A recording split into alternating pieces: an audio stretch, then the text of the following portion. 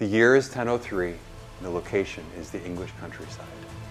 News has just reached you of the invasion of Danish king Svein Forkbeard. You're already having trouble sleeping because of the summer storms, and tonight, with the lightning and the thunder and the thought of the invasion, you toss and turn in your bed, jumping at every noise outside. Suddenly you hear something and you know that it's not thunder, but you lay in your bed hoping that it is. You hear it again, you creep towards the front window, you pull back the curtain and you look outside, and what do you see? You see a gigantic Dane coming towards your house. You, my friend, are about to have a bad day. Fast forward to February 2025 in Round Lake, Illinois, a far northwest suburb of Chicago. I'm doing my housework in my house, and I hear a loud noise outside my garage door. I wonder what it could be, and I come outside and I open the door and I look outside, and what do I see? 1,000-pound Dane sitting out in front of my house. Am I about to have a bad day too? Heck no, man, I'm about to have a great day, because that's when this guy got here, and I have been having a blast ever since, and I can't wait to tell you about it.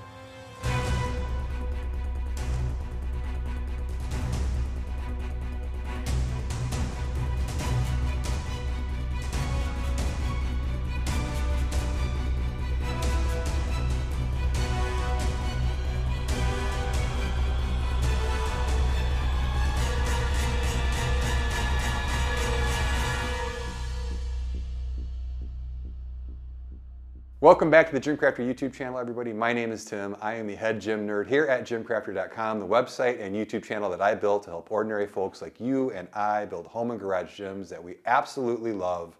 And today I am just an ordinary guy trying to build a garage gym that I absolutely love. If you followed along on the podcast or on the channel lately, you know that my gym has been without a rack for quite a while, and it has been killing me. You're killing me, Smalls! If you want to hear the whole story, check out one of my recent podcasts entitled It's Not Me, It's You, and I'll tell you the whole story about the rack situation. But in short, I had worked out a deal with the company to send me a free rack. This was months ago, and I was so excited. For reasons you can hear in that podcast, I decided to turn down the free, close to $5,000 rack, and that left a hole in my garage gym and kind of a hole in my heart because, man, I missed being under a barbell so bad. So I did what any of you guys would do. I'm a normal customer. I started doing research, watching videos, considering what my needs were, and after a lot of time and a lot of thought, I bought what you see behind me, which is the Dane 2.0 by Fringe Sport.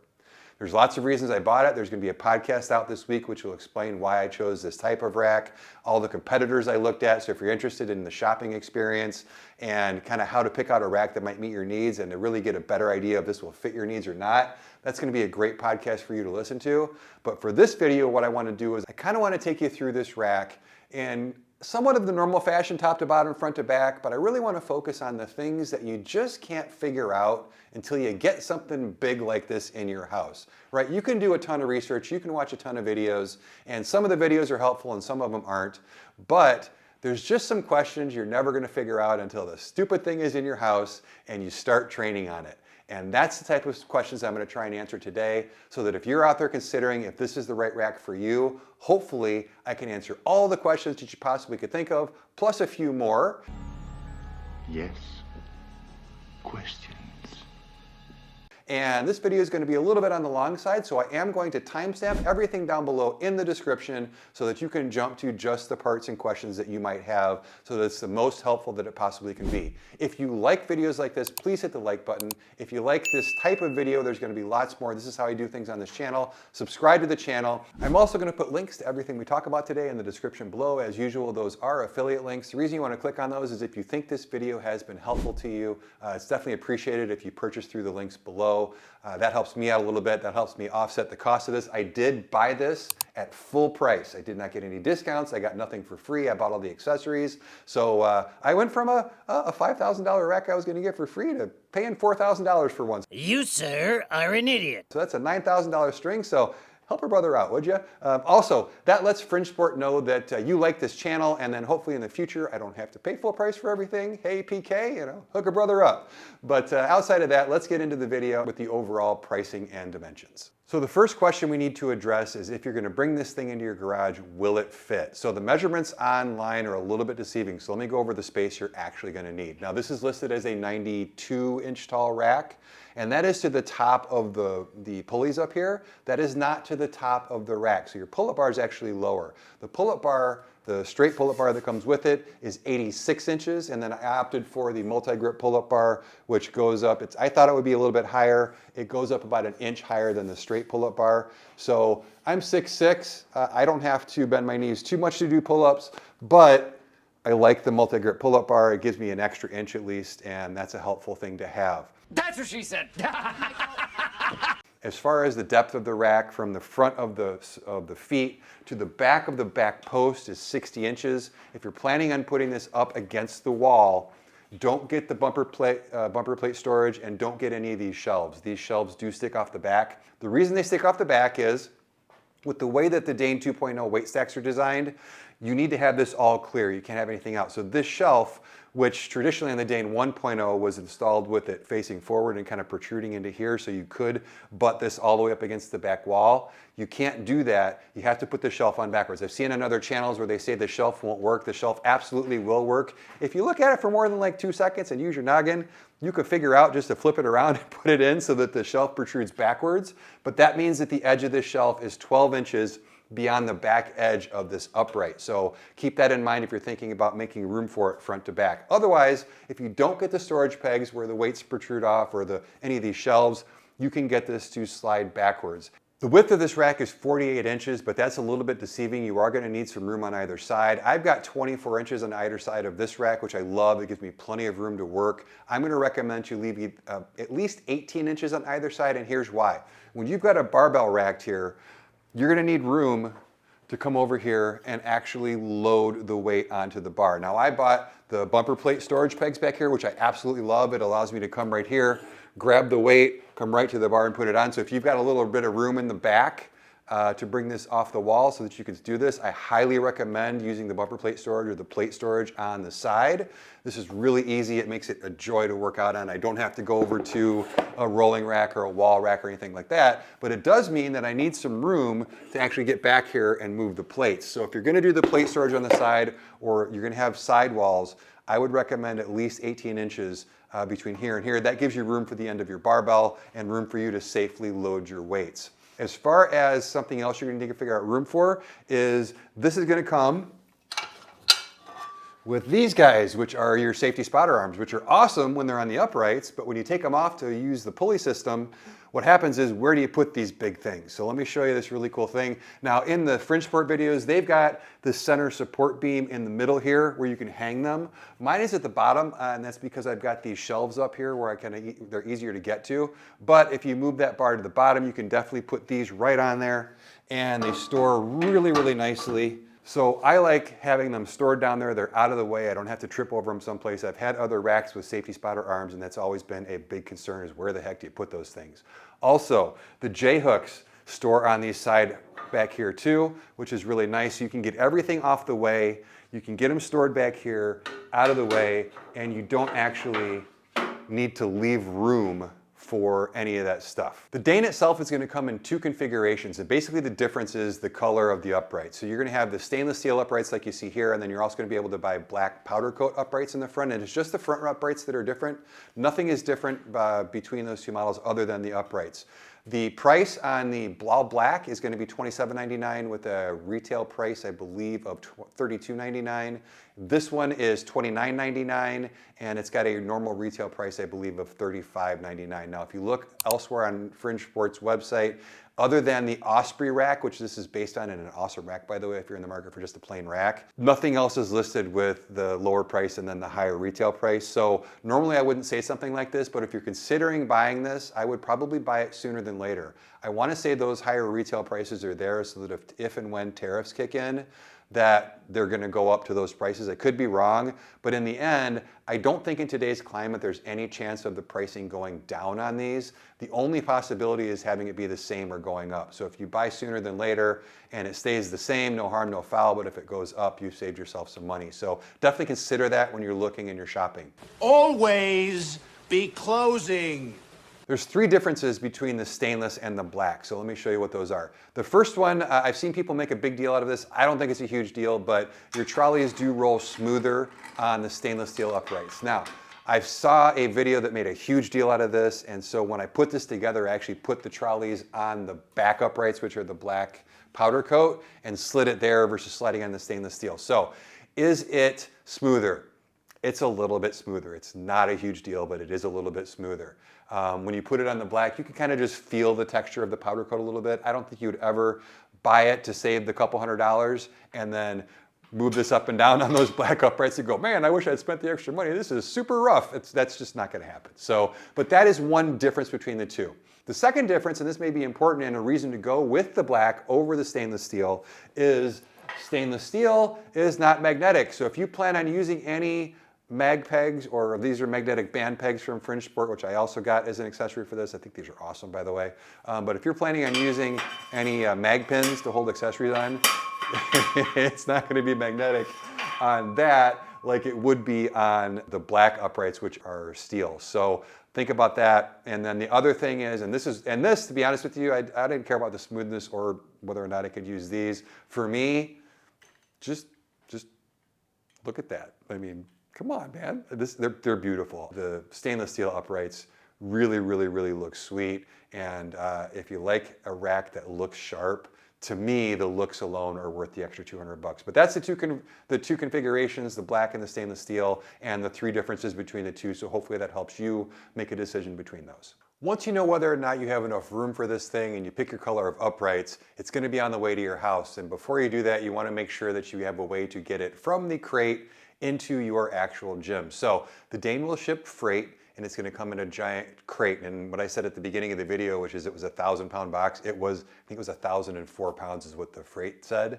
So I ordered the Dane plus some accessories, and that came out to quite a bit of weight. Now the box is long and skinny. I thought for some reason that they'd be able to bring the box into my garage, and they were not able to do that because it pallet jacks from the side, and the big wide box just wouldn't go into my garage door that way. So they ended up leaving it outside of the garage. So that left one more step in the assembly that I didn't expect to have, which was uncrating it all and bringing it all inside piece by piece. So I did all this by myself, so you can definitely do the entire installation and assembly by yourself. As far as getting it inside, I just opened up the top of the crate and I brought it inside one piece at a time. It took me about 45 minutes to get everything in, get all the plastic and bubble wrap off of it, and get it all laid out and ready for assembly. So not too big of a deal, but just as a heads up, if you have like a basement gym or something where there's a little bit of a trek from wherever they're gonna drop the box to wherever your gym is, just be aware that that's gonna be the case. As far as assembly goes, the thing went together. I put it together in about 2.5 hours. Like I said, I did it by myself.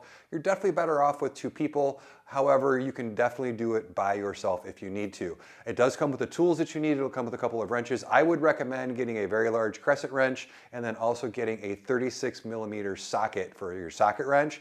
That's gonna shave a good probably 15-20 minutes off your assembly time by just having those two tools instead of having to use the wrenches that came with the unit. Once you get it together, it's not going anywhere, so make sure that it is in exactly the right place as you're putting it together. And before you put the weight stacks on, that's when you want to make sure that it's in. You can still kind of move it around, but just be careful with that. So that's how to get it in and installed. It was super easy. One last tip for you, and this is a kind of a big miss on Fringe Sport's part, the owner's manual, the installation manual, is absolutely terrible. It's pretty much useless. It's kind of like a CAD drawing on several pages with little pictures that are too small, little numbers you can't read. Luckily, if you buy a Dane, they're going to email you a link to an installation video, and this installation video is awesome. It is one of the best installation videos I've seen from any home gym company. I did not even look at the manual. This video takes you through step by step everything you need to do, and definitely use the video. All you other home gym companies out there, if you're watching this, take a look at this video. This is the type of video that should come with every piece of home gym equipment that requires installation. Now, once you got it in and you got it assembled, the first thing you're probably gonna play with, like at least what I did, is these trolleys. So I'm gonna take a close look at these trolleys and show you how they work, and then there's a couple of major questions that you're gonna have that you can't answer, like I said at the beginning of the video, until you get it in here, and I was pretty happy with the answers. So the first thing is, as I mentioned before, these move up and down really smoothly. One-hand operation is no problem. One of the competitors that I looked at was the GetRx RX3. Those trolleys, while they're pretty cool, are very, very heavy. When I did get a chance to try them out, I realized that the weight of the trolleys was a deal breaker for me. I really want something that moves real smoothly, and as you can see, this is nice. The pop pins are great, and then you've got the nice red accents. One of the questions I was wondering, because I actually don't like red, I was really hoping they come out with this in green, was just how red is this thing gonna be? Is it gonna, because I've got green walls. I was picturing Christmas celebration all year long, and luckily, it's done very tastefully, very subtly. The red is truly accents. So for those of you out there who like red, you're gonna love the way this looks. For those of you out there who aren't so hot on the red kind of just disappears. It's not huge. Now I am working on a project with somebody to see about changing these to green. I think I'm probably gonna do that. Stay tuned and subscribe so you see that video down the road. It is, it's red where it matters, and it's, again, they think they did a really nice job with that. As far as some I wishes on the trolley, number one, there is a little bit of play. It's not a lot, it doesn't affect the use of it, but I did want to point it out. It's something I always look at when I look at functional trainers, and your super, super expensive ones that are thousands of dollars more typically have zero play in there. With this, you've got just a little bit of wiggle. It's nothing that's going to affect the use of it, but I did want to point it out. My biggest wish on the trolleys, and this is going to be weird, is, and you'll understand why when I show you the next thing, is when this is all the way up at the top, I would like to be able to put this off to the side and then have it stay there. And it just doesn't on either side. And the reason for that is the first thing I tried, the very, very, very first thing I tried was I took a J-hook, and I set up both sides, and I set up for squats. One of the things that tall guys have to worry about is when you're looking at a rack with a built-in functional trainer is, are these going to get in the way of me squatting? And I didn't want that to be the case, and no matter how much I looked at this thing online, I couldn't figure out if it was gonna work. I can happily say it works great. So I don't even have to put the J-hooks all the way at the top. I can put them one hole down from the highest spot. Actually, this is the hole that I would use, and then the weights have no problem clearing this, and the bar has no problem clearing this. There's zero issues squatting on this. I'm so happy. But with this, that's where I want for squatting. Obviously, I wouldn't have this handle on here, but I wanted this on the inside. Now I can just loop the handle like that. Same thing if I want it on the outside. I'll show you why you might want that later. But bringing this all the way on the inside got it out of the way of the weights and kept it from banging into things. One thing that would be cool is if they had like a little magnet on the side here that allowed you to just go click and just let it sit there, and they don't stay. So, but what I've been doing is this. It's not a big deal. Just, you know, wrap the handle back here, and it works just fine to keep it there. But good news is, again, one of those things you can only find out till once you get it, is that you're gonna have no issues squatting on this. The second question that a lot of people have, and myself included, this is the second thing I tested, is does this go up high enough to get a full stretch on pull downs? And I can happily say it does. In fact, these are some of my new favorite attachments. This is the Rep and Cleva built collaboration. The only issue with this particular one is the distance from the top of the carabiner to the bottom of the thing is quite a bit. That's a good solid 8 inches or more. And when you add that to this carabiner, I was worried that this was going to be too low to actually use it. I was actually really concerned about it. Now for me, I do have to sit on the floor. Now it's not a big deal for me. I kind of want to work on a kind of a DIY seat that goes across the support foot on the bottom, because you have to sit back from the support foot, and I'd love to sit forward about 6 more inches. But bottom line is, even using that attachment, and that means all of my other attachments worked great, I can get a full stretch on a lat pull down and not have to worry about topping on. In fact, there's actually some room left over. So I was super happy. So not only squatting wasn't an issue, but full stretch on a lat pull down wasn't an issue. Full stretch on tricep push downs is the next one. Now that's why I like, these are swivels that go 180 degrees either way, and I love that because you can swivel this all the way to the outside, stand on the outside to do your tricep push downs. Now depending on the attachment that you use, you can definitely get a full stretch no matter which one you use. You just have to change how you stand. I can get a full stretch on the regular, like the Rep and Cleva built the tricep pushdown attachment. I can get a full stretch on that standing up. However, if I'm going to use a longer rope or a strap or something, what I found is I have to kneel. That's not an issue for me. It's just something you got to do to make sure you get a full stretch. I'm 6'6", and I don't think this is going to be an issue for most people, but if you're taller, you might have to kneel depending on the implement that you're using. But bottom line, this addressed all of my concerns with this. This was my biggest concerns bringing this in, was the height of this trolley, because this is a relatively short rack, and I've seen a lot of people, you know, the comment that they post on this is, you know, it'd be great, but it needs to be taller. It'd be great, but it needs to be taller. I hear that a lot, I read that a lot, and it really worried me, and it was one of my biggest second guesses in ordering this, and I'm happy to say that I have zero issues being 6'6". The pull-up bar is tall enough, the trolleys go up high enough, I've got no issues whatsoever. Now, what about when you move the trolley down low? So this is kind of cool. So one of the reviews that's out now actually says this comes with the low row foot plate. It does not, so there's some bad information out there. The accurate information is that it does not come with a low row foot plate, and I'm gonna hopefully save you guys some money if you decide to order this. I don't think you need to order the low row foot plate at all. The low row foot plate assumes that you're sitting on the ground to do the low rows. And if this was a Rep Aries 2.0, that would be the case, right? Because the attachment point for their low row is all the way down in the center at the bottom. So with the Rep, what you have to do is you either have to sit on the ground and put your feet up against a plate, or you have to dock a bench, lower it down so you're pulling on an angle, kind of lean forward, and then you can put your feet on that low row plate and pull. Well, the nice thing about this is that what I like to do is just push a bench up to it. You don't have to put this all the way at the bottom to do the low row.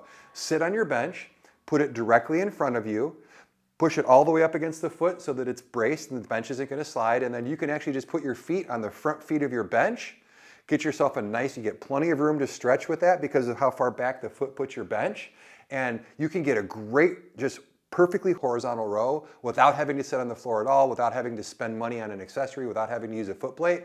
And the really cool thing about that, there's actually two really cool things about that versus doing the same thing on the Aries 2.0, and it's actually one of the things that I think this is better at than that particular unit. Don't get me wrong, that's a great unit. That was one of my finalists for sure, but I actually like rowing on this better than I like rowing on that because of how it sets up. The cool thing is I can sit on that bench, and now I can actually go ahead and raise and lower this a little bit to change the angle of my pull. If I want to pull from a little bit lower position, I can. If I want to pull from a little bit higher position, I can. If I want to pull perfectly horizontal. When you add that to the wider implements that you can use and just change the width of the implement, you have a ton of versatility. And that brings up the second thing that I wasn't a huge fan on in the Aries. Now, I didn't actually hit my elbows, but what would happen is if I picked a wider implement and I really rode trying to get my upper back where you keep your elbows up, I felt like I was going to hit my elbows. You're inside the rack, you're inside of a full cage. With me with a big wingspan, I really felt like I was going to just kind of hit things, whereas this, you're out in the open, you're in free space,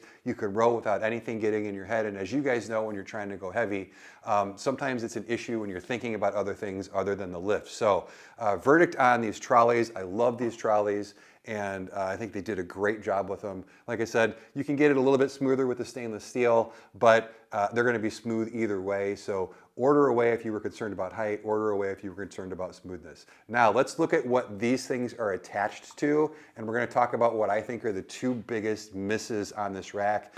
I don't believe it. You don't believe what? See for yourself. I don't believe it. They would be easy fixes. I've already fixed them myself, but it's something that I don't think that I should have to fix or buy things extra to address. So let's go down and look at the weight stacks. Coming on down to the weight stacks, I want to touch on a couple of really good things first. So first of all, just some specs. This goes to 160 pounds as far as the stack goes. It goes in 10-pound increments. And the feel weight, because it's a one-to-one cable system, is when you put 10 pounds on here, you feel 10 pounds on the other end of the cable. I actually really like that for a couple of reasons. Number one, I like the heavier feel weight. I like having more weight. In order to have 160 pounds of feel weight, if this was a 2-to-1 cable system, you would have to have 320-pound stacks on either side, and that just doesn't happen. In fact, when the Dane 1.0 came out, these were the heaviest stacks available on a functional trainer rack style like this. For the functional trainer movements, that's not all that important. You're typically not using 160 pounds for reverse flies. But since you do cable pull downs and low rows, you do want more weight, so that's nice. The trade-off is that a 2-to-1 cable system is typically going to be a little smoother than a 1-to-1 system will be. And what happens with that is some people like both the smoother cable travel and the longer cable travel that you get with a 2-to-1 system. It allows you to get further out in front of the rack. Now, a couple things about that. First of all, as far as the smoother goes, the 2-to-1 system is definitely smoother. I have a 2-to-1 system here in the gym. I've gone back and forth between them to see if it's a big difference. It is a noticeable difference. However, it's not a difference that would make me wish this was a 2-to-1. This works great. The real big thing about a 2-to-1 versus a 1-to-1 is a 2-to-1 gives you much longer cable travel, so you can get further out in front of your rack or your stack or whatever you're using. And with this, with 1-to-1, it's shorter. So what Fringe Sport has done between the Dane 1.0 and the Dane 2.0 is it's made their plates kind of shorter and they're a little bit wider. I mentioned before when I was talking about setting this up with the shelf, because these are bigger and wider, it will hit some things. Like I have to keep my bumper plates out just a touch, and then I had to install a shelf so that it stuck backwards. Not a big deal on either one. I'm probably just going to buy a couple little spacers to put behind the plates, and in fact the bolt heads for the shelf keep these plates out enough to not worry about it. However, they are why they're kind of flatter and wider. So that gave this 8 inches more cable travel than the Dane 1.0. That cable travel issue is exactly why I'm not sitting inside of a Dane 1.0 right now. For me at 6'6", I couldn't get a unit that didn't have enough cable travel. I've got big old long arms. I want to be able to do every exercise I want. I don't want to have to modify because these stacks are hitting the top. I can happily say that there is not an exercise that I can do on this where I run out of cable travel. Now, for people who like to do, cable flies where I want to get 16 feet out in front, yeah, you won't be able to do that, but you will be able to do the exercises with a full range of motion with no issues. And the only one exercise that came into a little bit of an issue is a single arm where I kind of do a reverse fly where there's a lot of movement here. And the only difference I had to do with that was normally what I would do is hold onto the cable with the ball without running my hand into the pulleys. Then that ate up that extra 8 inches and I was hitting the end. By using a single handle attached to the front of the ball, no problem at all, room to move. I could do the full range of motion with my big old arms and I had no issue. So I tried, guys, I tried to find an exercise where this didn't have enough range and I couldn't find one. Maybe I'm not creative enough, maybe there is one I'm not thinking of, but for me, for anything I would do in my training at 6'6", the range on these is really, really good. So as far as those aspects go, I like them. Now, when we look at these, like I said, your 2 biggest misses for the Dane 2.0 are sitting right here. When you look at functional trainers, when you look at online reviews and you look at forums, there's 2 concerns that you see posted over and over and over again. The first one is the cable stacks aren't heavy enough. The cable stacks aren't heavy enough. I can row more than 160 pounds. I can do lat pull downs with more than 160 pounds. The other one is the steps. There's not enough steps. That's another reason why you do 2-to-1 is because a 10-pound plate feels like 5. So where this is 10-pound steps, those are 5-pound steps. Let's talk about those separately. First of all, let's talk about the top end weight.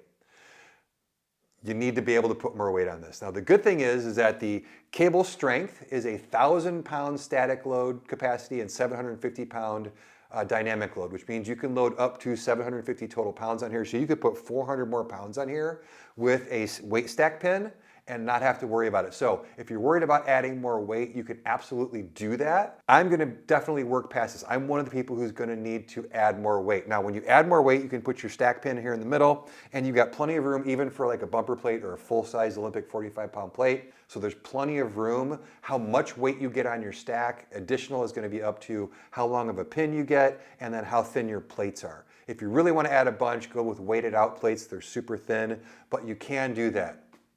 Here's the miss. That should come with, right? You know that people are going to complain about not having enough weight. I can already row the whole stack and lat pull down the whole stack. I don't have any weak points.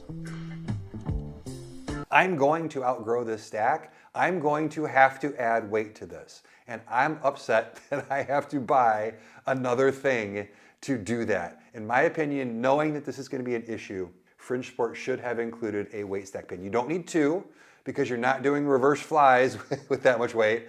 But I think for 1 stack for rows and pull downs, this should come with a stack pin. Now I know that Fringe Sport is working on making one, but honestly guys, it's not an expensive piece. It's not a fancy piece. It's just something that should come with. And when we talk about accessories in a little bit, I'm going to point out that, for example, the Landmine is kind of, out of all the accessories this comes with, The Landmine, I could take or leave, just A, because of how it works, and then also B, just because I think a lot of people out there, I'm a trainer, and I can't tell you how many people I've trained that say, what's a Landmine, right? So I think it's a tool that I don't think that many people will use. I think a stack pin is something that a lot more people would use than the Landmine. So that's the first big miss to me, is it really, really should come with a weight stack pin. Here's the second miss, and it has to do with those steps. In addition to doing rows and lat pull downs, you're going to use these for functional trainer movements. And when you're looking at the weight of each plate, now the top plate, they changed from the 1.0, which I believe weighed 15 or 17 pounds, down to 10. I think 10 is a good starting weight. I've seen some people complain that 10 isn't a good enough starting weight. And what I would say is, at under 10 pounds, you're not a functional trainer person, you're a resistance band person. If you need less than 10 pounds, get yourself a nice set of resistance bands, tie them around the uprights, tie them around the pull-up bar, and you can get your sub 10 pound movements in with a resistance band. I think 10 pounds is fine for a starting weight. What I don't think is fine, and what I think is the single biggest miss on the entire thing, is 10 pound steps are way too much for functional trainer movements. I've mentioned reverse flies a couple times. Going from 30 pounds to 40 pounds is not a feasible jump. Even if you're doing chest flies, going from 60 pounds to 70 pounds, 70 pounds to 80 pounds, in order to make use of progressive overload and get stronger over time, you need to be able to increase the weight you're using over time. And if you're working up to 10-pound jumps, it's too much. Another inexpensive accessory that, in my opinion, should have come with this are fractional plates for the stacks. Now again, this is something that Fringe Sport is making. And I think they're going to make some simple ones, and then I think they're working on some kind of fancy thing like the Rep Aries has with super crazy magnetic, which are very cool, don't get me wrong, but I think they're overly complex for just adding weight to the stack. So I really think that this should have come with 2 5-pound adder weights and 2 2.5-pound adder weights. That's each side. That way you can do 2.5, you can do 5, you can do 7.5, and that gives you 2.5-pound jumps. And that takes this and makes it a true workable, usable, effective functional trainer. Without those weights, you're losing out on a lot of effectiveness that a lot of other functional trainers would give you. And I like the one-to-one pulley, but if you're gonna do the one-to-one pulley, I really think you should include, now, I'm gonna put links down below. I searched high and low for inexpensive adder weights. Body Solid actually makes some nice ones. I think I paid $70 for 2 5-pounds and 2 2.5 pounds. Again, I'll put a link down below so you can check those out. And they just sit right on top. That's all they do. There's rubber weights. They sit right around this central cable portion, and they don't go much higher than this, so it's not going to restrict your up and down cable movement.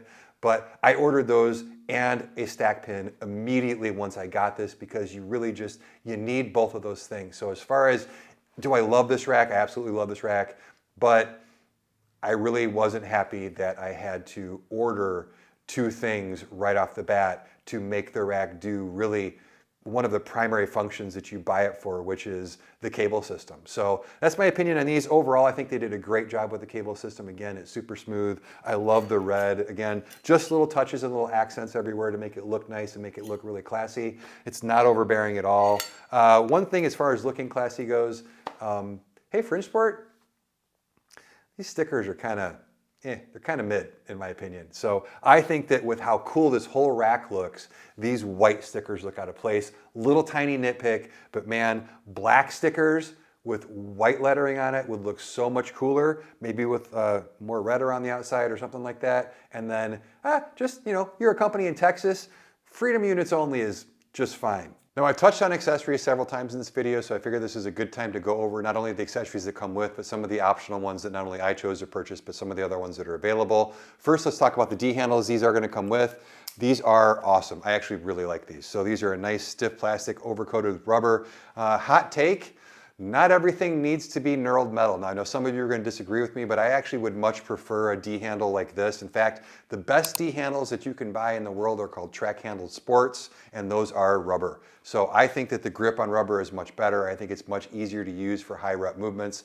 Most of the knurl on your metal knurl handles is junky knurl anyway, and it's just there for look. So I guess if you're just really hooked on the aesthetics of knurl, then that's a good way to go. But I really think that these work great. But as far as, are you going to need to upgrade the accessories when you get them? I know sometimes when they're free accessories, they're free for a clear reason. And these are actually really nice. I like these. Now, let's talk about something that I think is another, it's not really a miss, but just something I wish they would do differently. So the Dane 2 is advertised, like the Dane 1 is advertised as coming with $600+ of free accessories. So if Fringe Sport ever sells this without those 5 accessories, then what I'm about to say, I'm completely wrong on. But they did the same thing with the Dane 1.0 and they never sold it without the accessories. The way this was packaged, I kind of think these are always going to come with it. So to me, it's a little bit of cheesy marketing to say it comes with $600 in free accessories. It's kind of like if you went to the car lot this weekend and they said, hey, we've got a sale this Saturday. All of our cars come with $1,500 in free wheels. Like, it's just, you guys get what I'm saying? It doesn't sit right with me. I don't like when companies do that. You know, so anyway, but that's neither here nor there. The cool thing is that 4 out of the 5 accessories are very good. These D-handles are one of them. The next one is these sandwich J-cups. So these sandwich J-cups are actually really cool. These actually are better in real life than I thought they would be in person. There's some really nice stainless steel trim on the side there. Very heavy duty. What they've done is normally sandwich J-cups, you have metal on either side and you have UHMW in the middle. Their Dane 1.0 J-cups were not very good because the UHMW didn't protect the bottom and you want that to be protected as well. This is protected all the way around. Now when I saw pictures of these online, you can see where they cut the UHMW and I really thought it looked kind of cheap. In real life, these are actually much nicer in real life than they were in the pictures online, so I do like these. Another big miss, the edges of this UHMW, it's super sharp, guys. Like, it's uncomfortable to grab these. I'm gonna take either a Dremel or some sandpaper and knock off these edges. I think that should be done out of the box. These are really heavy, which is great. UHMW on the inside as well, so they're not gonna scratch your uprights, just like they should be. It's just, man, when you're taking these on and off, this stuff is super sharp. So that's something I wish was different. Hopefully they change that down the road. But overall, the J-cups and the D-handles so far are a win. Let's look at the safety spotter arms. Huge win on the safety spotter arms is this pop pin. I absolutely cannot stand putting on safety spotter arms and then having to jam a hitch pin in the back. Even when you switch to a mag pin, which is much easier, this pop pin, it just makes it so much nicer. UHMW on the inside of here, also UHMW on the end of the pop pin so that nothing's gonna scratch your rack. These are plenty deep to squat in. These are plenty deep to keep you safe. And I actually really, really like these. These are heavy as all get out. I've been doing rack pulls on these with quite a bit of weight. They haven't even thought about budging, so the weight capacity on these is fantastic. And as I showed you before, if you keep the back of your rack clear, at least on the bottom, you'll be able to store these right back in the back of the unit, and they get right out of the way when you want to put them down there. So 3 for 3 so far on the accessories. I really like all 3 of those. The next one we'll talk about is the miss, and that's this guy right here. So I already mentioned I don't think as many people use a Landmine as would use those adder weights and the stack pin, but here's my other issue with this. I'm never, ever, ever, ever, ever gonna put a nice barbell in a metal Landmine or in a metal Landmine and screw this down. This is absolutely not gonna get used. Now I have a Clevebuilt Landmine that I'm gonna use, which is polycarbonate on the inside. You absolutely don't need this, guys. Just take this screw and throw it away, to be honest with you. If your bar is coming out of the Landmine, you're doing your Landmine movements wrong. There's no reason to have to screw it in. It's just gonna damage your barbell. So I don't like this at all. Can you tell? Also, there's no UHMW on the inside and you're putting these on powder-coated front feet, and this, not the smoothest in the world. It's okay. In the end, if you don't want to buy a Landmine, you do want to do Landmine work, this will get the job done. But when you compare it to the other 4 accessories that this comes with, it just seems like it's subpar to those other 4. And like I said, it'll get the job done, but I'm not super thrilled with this, as you can tell. The 5th of the free accessories are the front stability feet. I love having that now with 320 pounds in the back, plus my bumper plate storage. This thing, it's not going anywhere. I know some people say that 3x3 is overkill. What I just did there is my biggest reason for liking 3x3 racks. When you can squat heavy, even if you bench press heavy and you're on a 2x2 or a 2x3 rack and you re-rack that bar, your whole rack moves. There's just no way around it. And with this thing isn't going anywhere. Also, 3x3 with 1-inch holes and 2-inch hole spacing pretty much guarantees that any accessory that comes out down the road is going to be made for that style rack. You can pretty much guarantee that a lot of accessories down the road are not going to come out for 2x2 or 2x3 racks. So I really think that this is the way to go when you're buying a rack. So I love that they did that. But in the end, I like the feet anyway because I do a lot of suspension trainer work. The front feet are nice because when I have the suspension trainer up here and I'm leaning all the way back and I weigh about 220 pounds right now, I have zero worries that this rack is going to tip or fall. And every other rack I've had, 2x2, 2x3, anything 14 gauge, I'm super concerned about that rack tipping, and this I have absolutely no concerns whatsoever. So there's the accessories that came with. As far as accessories that you can buy, we talked about the low row footplate that I don't think is necessary. There is a honeycomb pegboard that you can put up here. I think I mentioned already that I had that ordered, but I canceled it. It's on back order right now. Two reasons for that. Number one is it took up so much room. I really want the shelves to keep my monkeys and to match some monkeys that I might be buying from Fringe Sport pretty soon, hint, hint. And then also to keep my the slam balls and things up here. I wanted to get these up out of the way on my floor in my gym. And the pegboard would have held your attachments for the cable system. And it's much easier for me to find a neat place someplace else for those cable attachments than in the rack.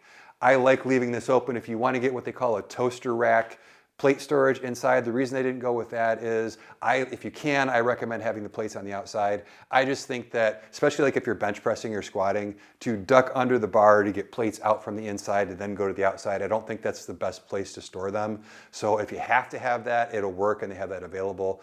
But I think that there's better options for plate storage than that. So that's kind of a brief overview of the accessories. I really like the ones that came with. And as I mentioned, I bought the magnetic band pegs. I really think that banding your barbell work and also banding your cable work is going to be real valuable. And once I get the weight stack pin, I'll be able to actually band the weight stacks as well, so that's going to be nice. And these are pretty sweet. So I bought 4 of these, and they've got little carabiner clips in the end to keep the band from sliding off.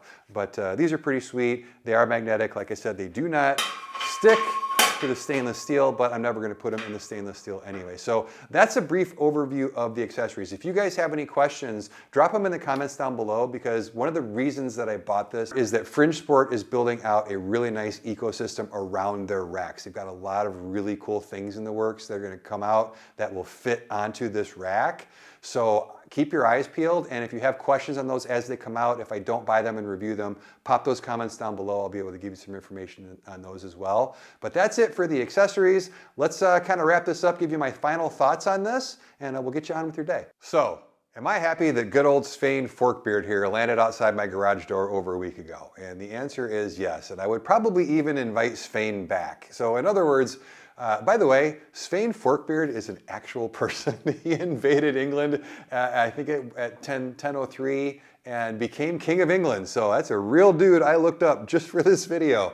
But in the end, would I invite the Dane back into my house? In other words, when I buy stuff that's this big or this expensive, I second guess myself a lot, especially after I buy it. I always sit around and I look online and go, should I bought this? Should I bought that? And honestly, I'm not having any second thoughts with this one, and that says a lot. Now, I looked at a lot of other racks and I really winnowed it down to a nice solid list of finalists. So if you're interested in why I want the half rack over a full rack, because I know I've spent some time on the channel talking about how much more I like full racks and half racks.